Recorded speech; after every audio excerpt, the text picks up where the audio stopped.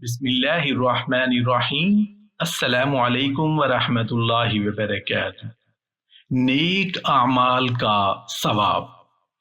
بعض اہل برزخ عالم برزخ میں نیک عمل کرتے ہیں تو ان پر اللہ کرم فرماتا ہے۔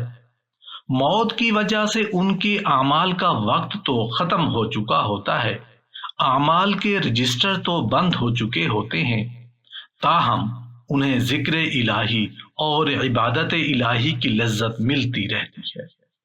جیسے فرشتوں کو اور اہل جنت کو ثواب تو نہیں ملتا مگر ذکر الہی کی لذت پاتے ہیں۔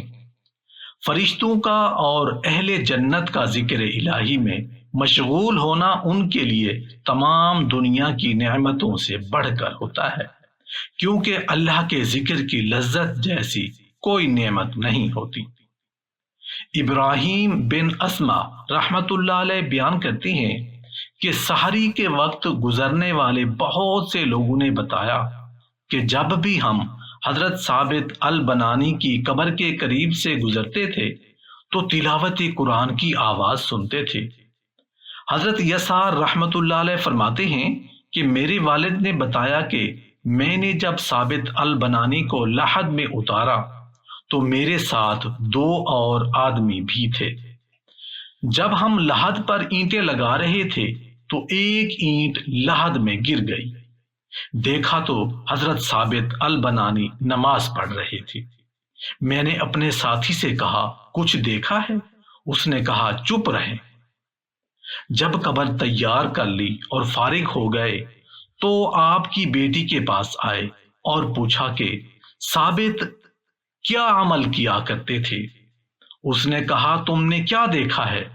ہم نے بتایا تو اس نے کہا میرے والد گرامی 50 سال سے شب بھر نفل پڑھتے تھے۔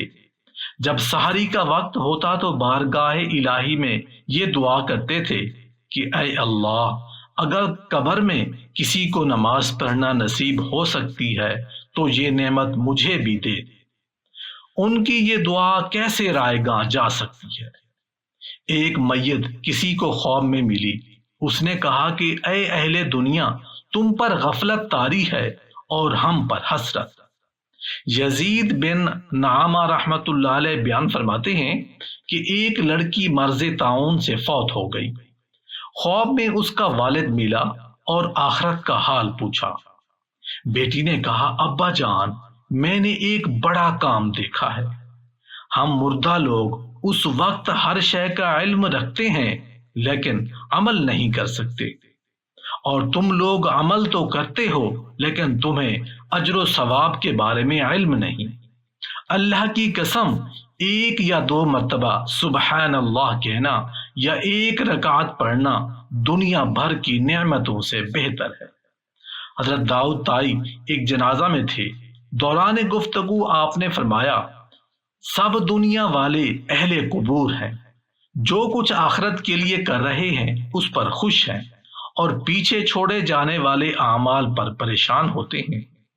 جن کاموں پر آج اہل قبور شرمندہ ہوتے ہیں، اہل دنیا ان کے بارے میں جھگڑتے، ایک دوسرے سے حسد کرتے اور قاضی لوگوں کے پاس دعوے کرتے۔ ترمذی شریف میں حضرت ابن عباس رضی اللہ عنہ کی ایک حدیث ہے کہ ایک صحابی نے لا علم میں ایک قبر پر خیمہ گاڑ دیا۔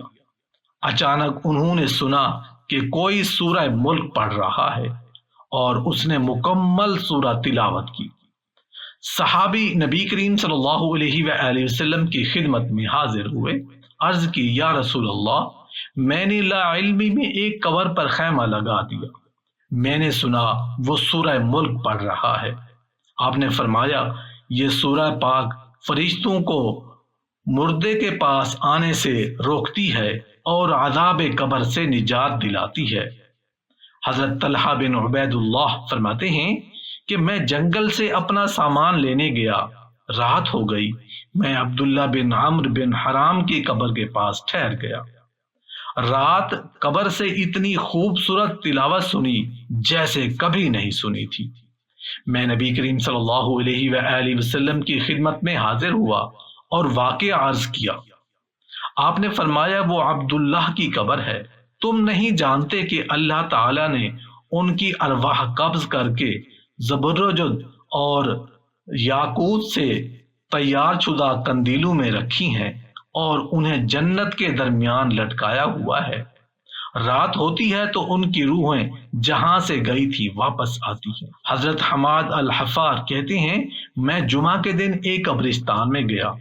میں جس قبر کے قریب ہوا تھا تلاوت قرآن کی آواز آئی تھی۔ کتاب الروضہ میں حضرت ابراہیم الحفار سے فرماتے ہیں کہ ایک قبر کھودی تو ساتھ والی قبر کی اینٹ ہٹ گئی۔ قبر سے کستوری کی خوشبو آ رہی تھی۔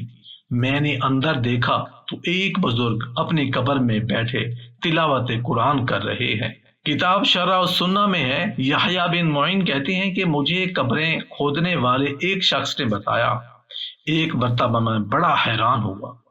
ایک قبر سے بیمار کے رونے کی طرح آواز آ رہی تھی۔ اتنے میں آذان ہوئی تو صاحب قبر آذان کا جواب دے رہا تھا۔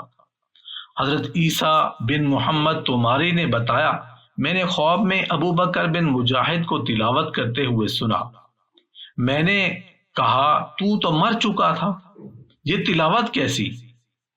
گویا کہ وہ مجھے کہہ رہا تھا، میں ہر نماز اور ختم قرآن کے بعد دعا مانگا کرتا تھا، اے اللہ مجھے ان لوگوں میں کر دے جو قبر میں تلاوت قرآن کرتے ہیں۔